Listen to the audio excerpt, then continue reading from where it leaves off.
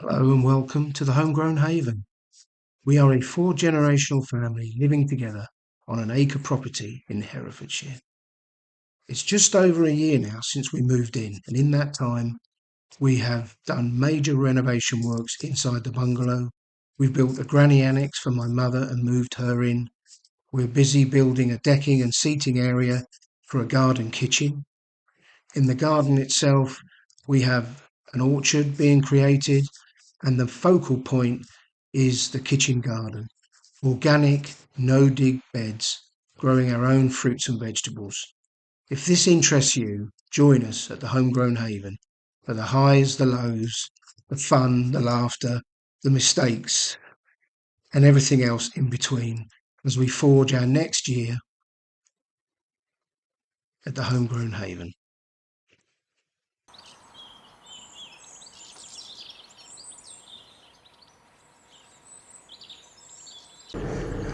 Well, hello, welcome back to the channel. My name's Martin, and it's a special week. The sun is still shining, although there may be a little bit of drizzle in the air, but this week is George's 3rd birthday, which is very special. But on the kitchen garden, harvest. You will know, if you grow your own fruits and vegetables, that the critical part of all of this is making sure you don't lose any of it when you've gone to the huge effort of sowing the seeds, pricking out, planting out, watering, side shooting, and all the stuff that comes with it. And if you were to then not harvest it, that is bordering on criminal. Well, it won't be happening here. And Cheryl, who I do feel for a bit, is busy day after day turning the tomatoes into soup material. That's the best way I can describe it. And then all sorts of different sauces. I process all the beans, but it's going fantastically. And I've got more of that in a second. So you're very welcome. Let's have a look at what I've harvested this morning. So, some more runner beans. Another load of tomatoes for Cheryl to turn into a sauce.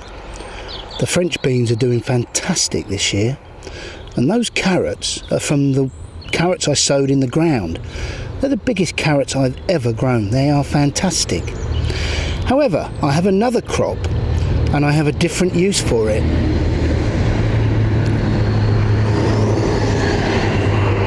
Excuse my shadow. This week we have a large plum tree. I'm actually stood under it right now. This week I am going to attempt to make some plum wine. Now, I would just say, just to give some context, my dad made wine for over 40 years. His wine was infamous within the family, and I sort of inherited his love of making wine. But of course, being in the army, it was quite difficult, constantly moving house, etc, etc. Anyway, when we emptied the house for Mum to move up here, she had some demijohns in the attic, which Dad, before he died, said, "We'll keep them, Martin might like them." Well done, Dad. I do want them, and I'm going to use one this week. More of that in a minute. Just a quick update on the celery. As I've said before, I have never, in 10 years of growing fruits and vegetables, never ever produced a decent stick of celery. And when I planted or sowed this lot, I said I probably expect this to be the same. It's a celery called Loretta, and they were sown on the 3rd of June. They're okay, but they're not growing particularly well. But anyway, they're still there. They haven't been eaten by slugs, incredibly. Had no problems with slugs this year at all. Probably due to the very, very hot and dry weather. But yeah, it's still doing okay. We shall see in the autumn. Now, what I'm about to say has absolutely nothing to do with the kitchen garden, but I found it interesting and I thought you might too. I bought this mug with this wonderful little lid in Hong Kong in 1993. It has all sorts of different designs on it and some I'm guessing Chinese. Turns out it's Cantonese writing. Never thought anything of it. I just like the look of it, and I loved the fact that you can put a lid on.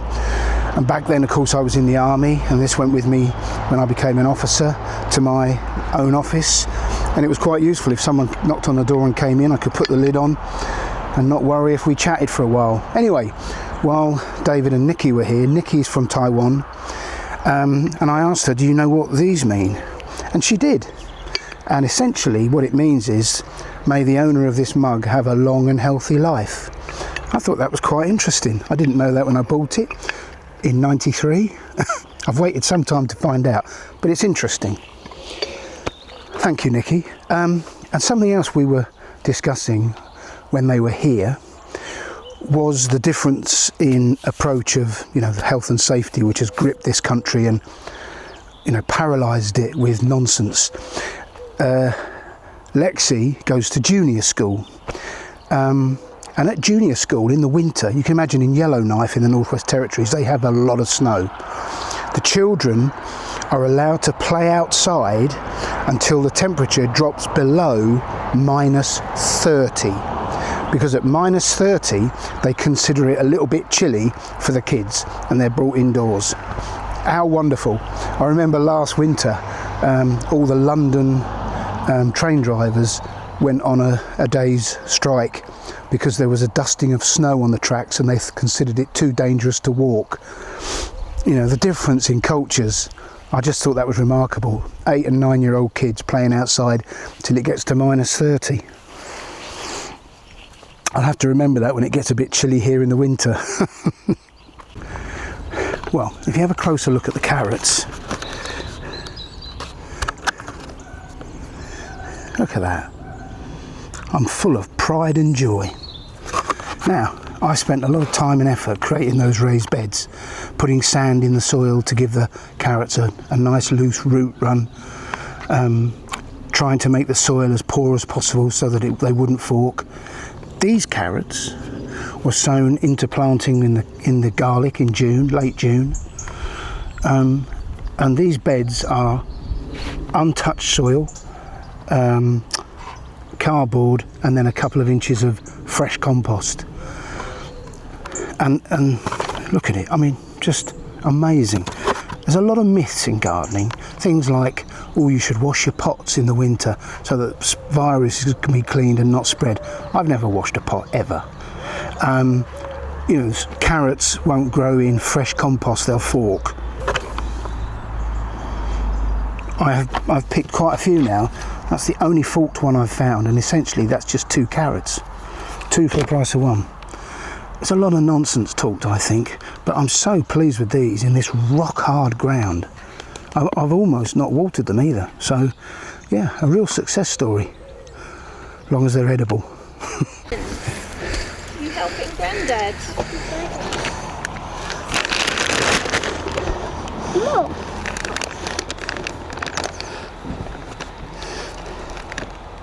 Yeah, dirty hands. One. Another one. One more.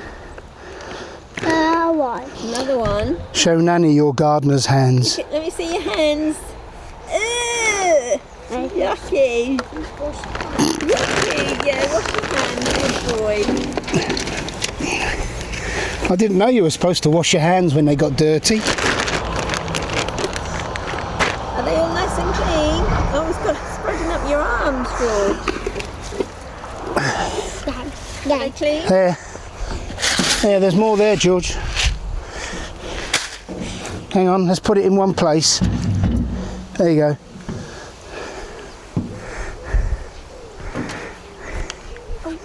Oh, well, welcome to the kitchen. Please excuse the state of it. And 2 days ago, I took my 3.5, 4 pounder plums. This is a country wine recipe, so, it's the measurements and the quantities and the weights and the volumes are a guide. And this is my first attempt at making wine for many, many years.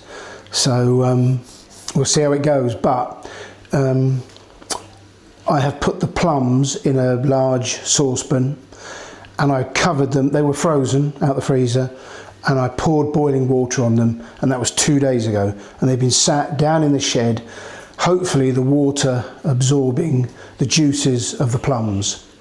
I've got my demijohn. I have sterilised the demijohn, I've sterilised the funnel, I've sterilised everything I can think of, and for 3.5 pounds of plums I have 3 pounds of sugar. Now, the tip I've picked up online is that the funnel needs to be bone dry, otherwise the sugar sticks and makes a god awful mess. So fingers crossed I've got this right, otherwise you're going to have a hell of a laugh at my expense. So 3.5 pounds, 3 pounds of sugar in the demijohn.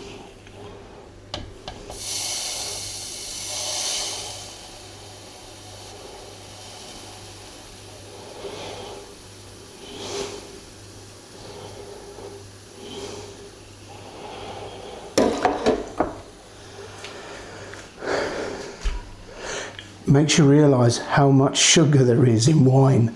Now, I like a glass of wine, but this is horrifying.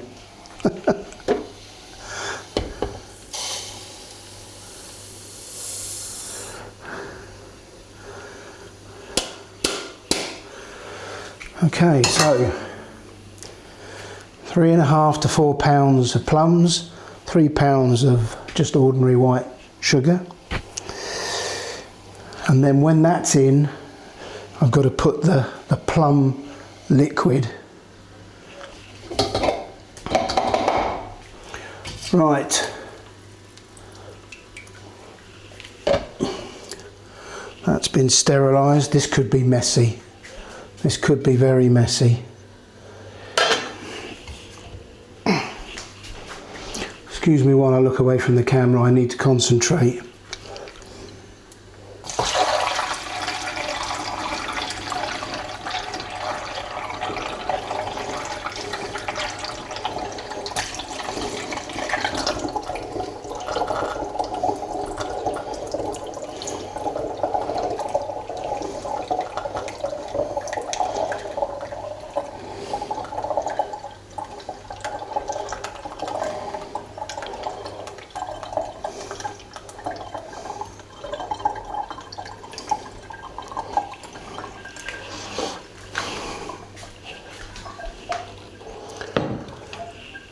That went better than I was expecting, actually.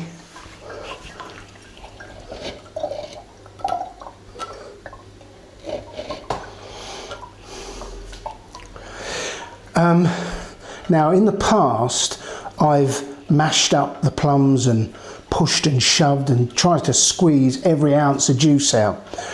But this recipe I'm following suggests you don't do that, because all that happens is, despite the filtration, you end up with a lot of sediment at the bottom, and that just takes, you know, more time to settle than to decant out, etc., etc. So there is still a bit of liquid in here. I don't want to waste it.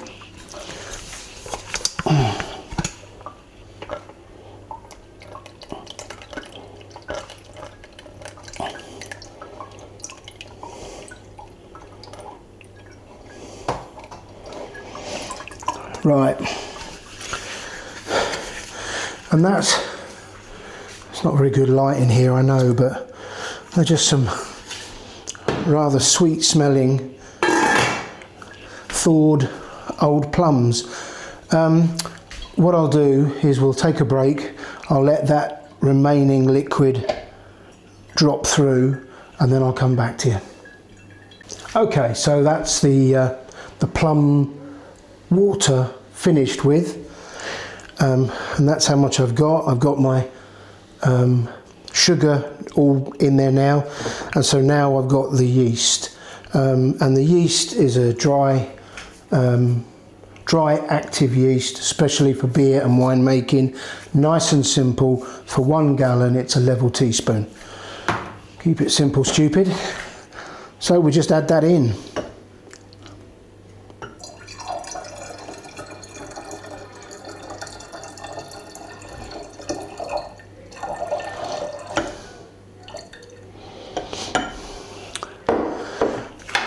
And what I'm going to do now, I've sterilised the handle of this spoon. I'm just going to stir it up because I think if the sugar or some of the sugar is dissolved in the water, that should make it easier for the yeast to get activated. I'm never going to manage to get it all dissolved. Certainly not, but the yeast will eat through that sugar over the next few weeks. I'm just trying to speed the process up and make it easier.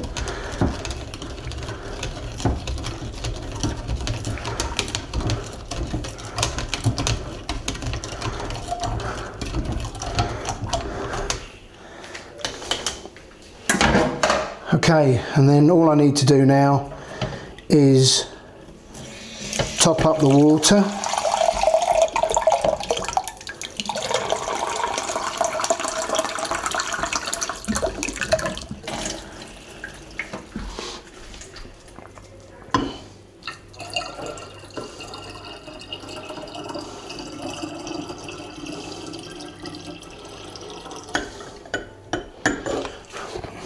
So, to summarise,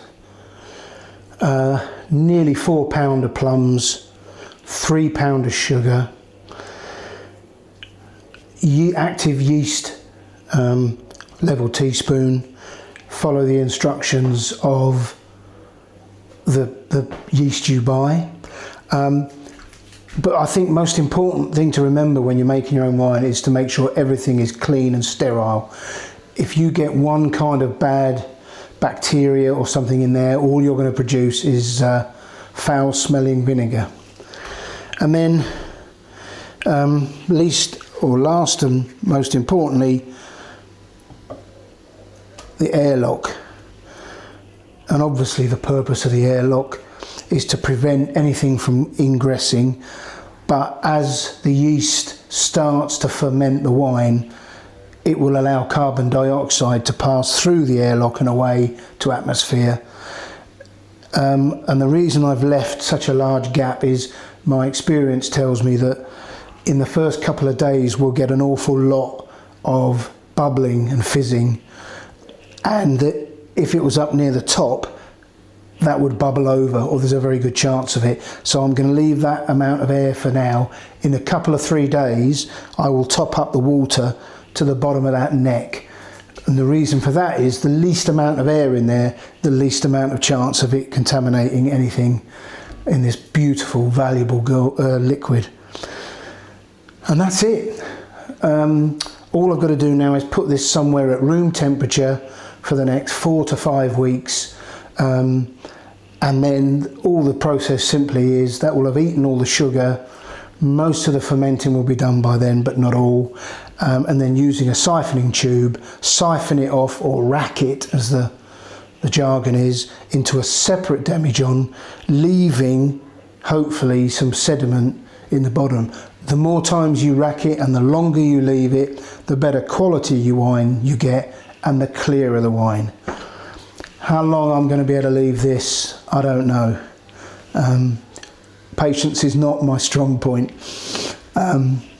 And Christmas is just around the corner. Sorry to use the C word. Anyway, I hope that's of some interest to some of you. Just got to find somewhere to put this out of George's reach now. Dinosaur. It's not. This one isn't. Is it? Try to get that. Oh, you've done it. Tractor. It's a tractor. Oh, wow. And what's this bit? It's our tractor.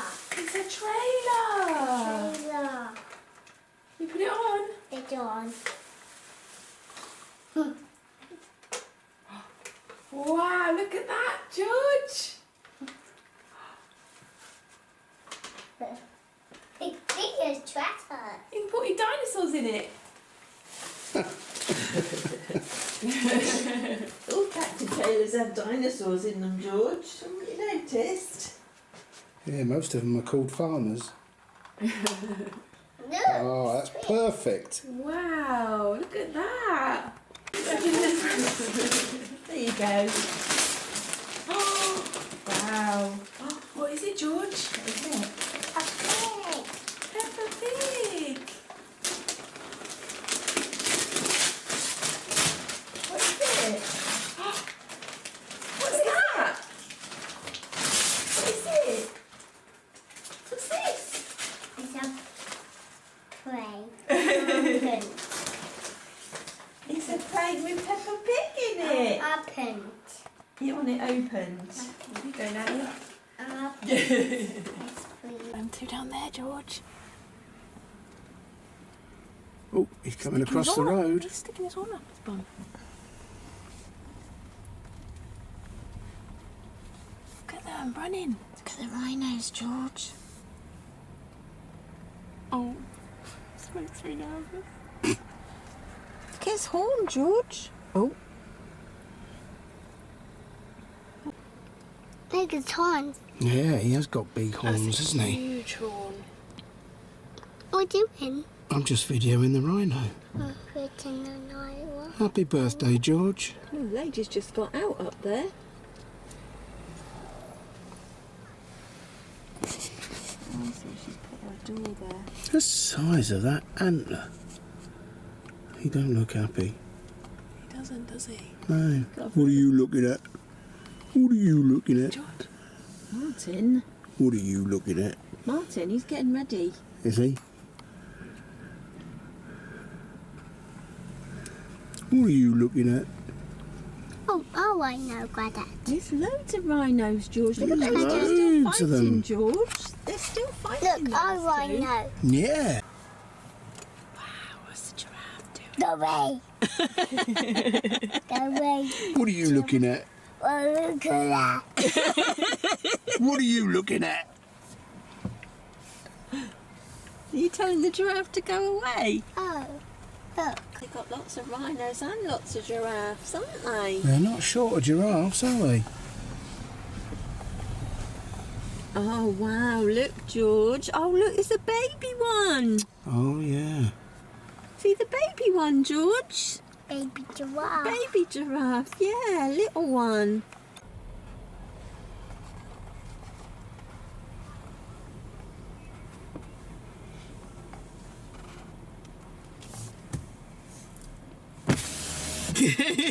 Oh, you can pack that in. Don't want his mush in my face. My smush on the face. Yeah.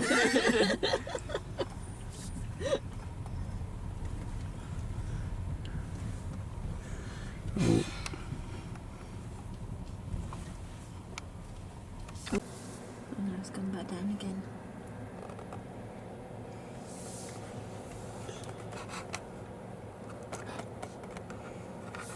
You see his teeth? Or her teeth? Look, George. See the lions, George?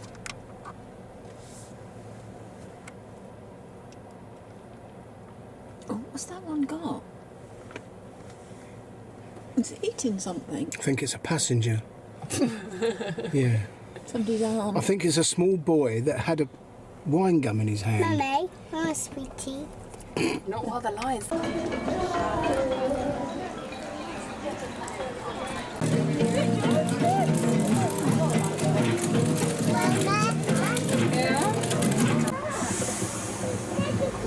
What's it? Stegosaurus. What's it?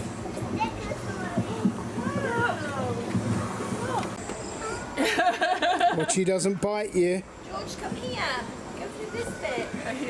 Stick your head in there and look at Grandad. Can you see him? Find out, Mum. That one.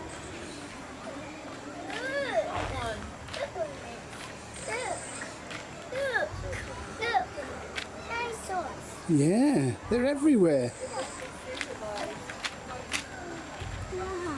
Wow. Left on. God, that was so. They were terrifying. They were. Yeah. Oh, see, they took small.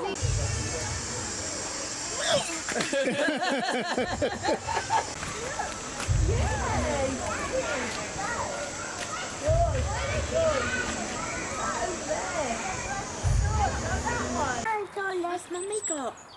dinosaur cake. What's Mummy got?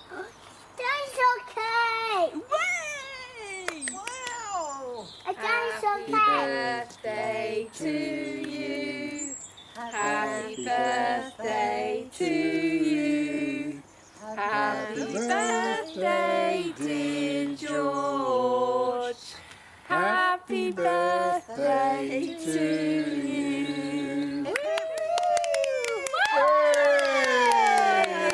Did you make a wish? Well done. What do you think? It's a dinosaur. It's a dinosaur cake.